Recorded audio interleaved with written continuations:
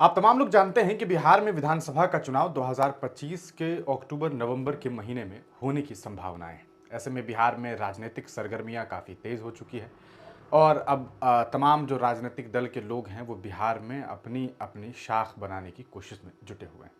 ऐसे में आप तमाम लोग जानते हैं कि इस बार बिहार विधानसभा चुनाव में एक पार्टी जनसुराज, जिनके सूत्रधार जो हैं प्रशांत किशोर हैं, वो भी बहुत ज़बरदस्त तरीके से बिहार में तैयारी कर रहे हैं और एक मजबूत दल के तौर पर वो कहा सकता है विपक्ष और जो सरकार है उनके लिए चुनौती बनने वाले हैं।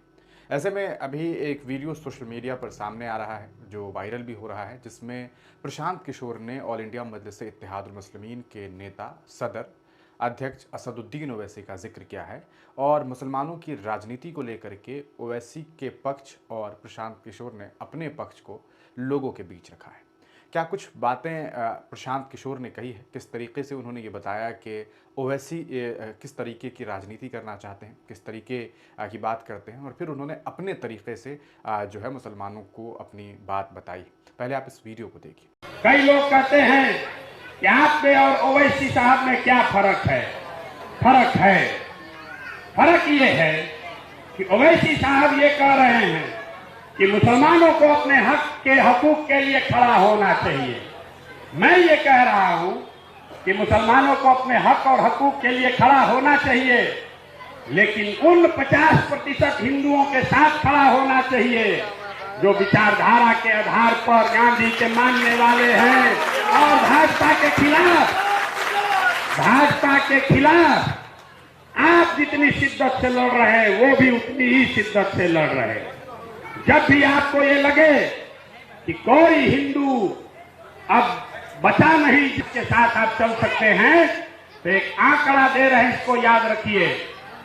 भाजपा को इस देश में 36% वोट आया है।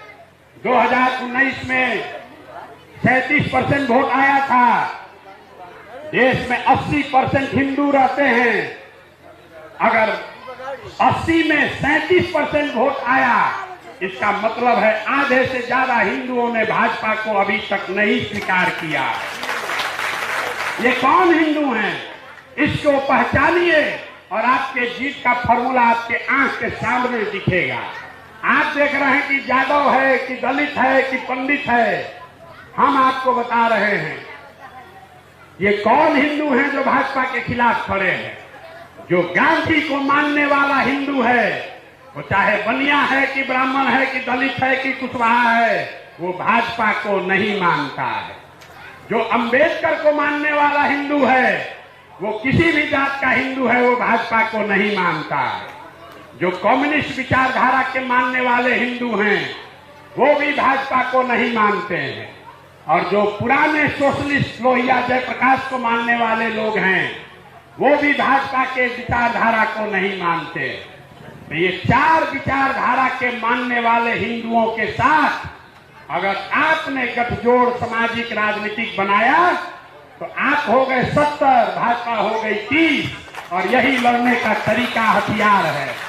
विचारधारा के आधार पर आधे से ज्यादा हिंदू जो भाजपा के खिलाफ खड़ा है, उसके साथ मुसलमानों का सामाजिक राजनीतिक गठजोड़ बने, तभी इनको मुकम्मल शिकस्त दिया जा सकता है। यही जनसुराज का अभियान है। सुना आपने किस तरीके से प्रशांत किशोर ने असदुद्दीन ओवैसी का जिक्र करते हुए ये कहा कि वो ये चाहते हैं कि हिंदुस्तान में मुसलमानों को भी इक़्तिदार मिले, मुसलमानों के पास भी अपनी एक ताकत हो, मुसलमान भी जो है राजनीति में फले फूले और कहीं ना कहीं राजनीतिक हिस्सेदारी जो है वो मुसलमानों को मिलनी चाहिए।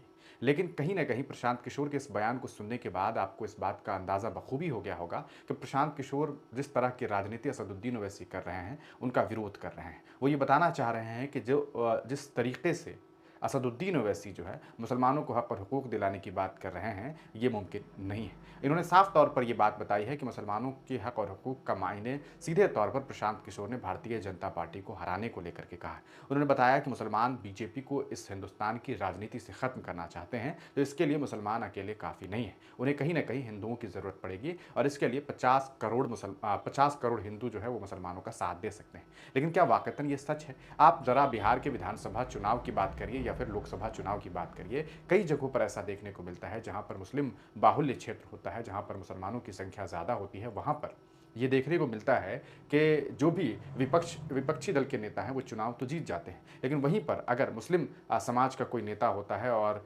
जो कहा सकता है लोगों की आबादी होती है, वहाँ पर मुसलमानों की आबादी उस लिहाज से नहीं होती, तो ऐसी क्या वजह है कि वहाँ पर मुस्लिम समुदाय का जो प्रत्याशी होता है वो चुनाव नहीं जीत पाता। अगर बिहार लोकसभा चुनाव की बात करेंगे तो इसका एक बहुत बड़ा एग्जाम्पल बिहार में तेजस्वी यादव ने विधानसभा चुनाव में लोकसभा चुनाव में 2 सीट जो है उन्होंने मुसलमानों को दिया था।